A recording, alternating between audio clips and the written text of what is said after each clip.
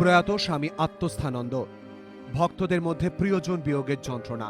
আসল নাম সত্যকৃষ্ণ ভট্টাচার্য।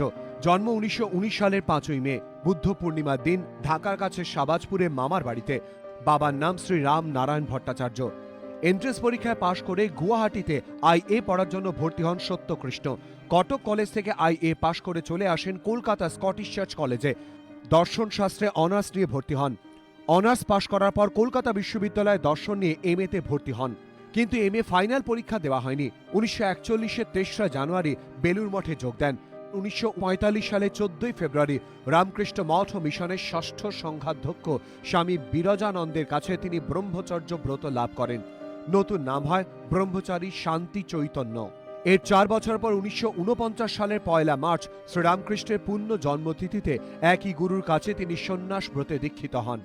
গুজরাট সরকারের রিলিফ কমিটির সক্রিয় সদস্য ছিলেন তিনি। রাজকোটে অধ্যক্ষ থাকাকালীন তাঁর কাছে আসতেন যুবক নরেন্দ্র মোদী। সেই সময় তিনি সংসার ত্যাগ করে আশ্রমে যোগ দেওয়ার ইচ্ছার কথা জানিয়েছিলেন স্বামী আত্মস্থানন্দকে। দূরদৃষ্টি সম্পন্ন আত্মস্থানন্দ মহারাজ তাঁকে নিরস্ত করেন এবং বলেন, তোমাকে দেশের অনেক কাজ করতে হবে।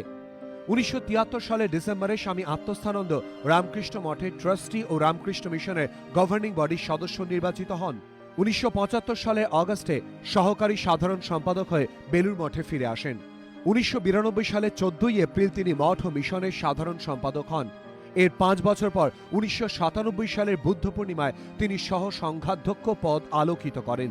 সাধারণ সম্পাদক থাকাকালে তার অনন্য কীর্তি স্বামী বিবেকানন্দের পৈতৃক ভিটে অধিগ্রহণের ব্যবস্থা করা। তার আগ্রহী বিবেকানন্দের স্মৃতি বিজড়িত গুজরাতের বাড়ি অধিগ্রহণ করে নতুন শাখা কেন্দ্রের সূচনা হয়। 2007 সালে 3রা ডিসেম্বর রামকৃষ্ণ মঠ ও মিশনের 15তম সংঘাধ্যক্ষ হলেন স্বামী আত্মস্থানন্দ। সঞ্চয়ন মিত্র, এবিপি আনন্দ, কলকাতা।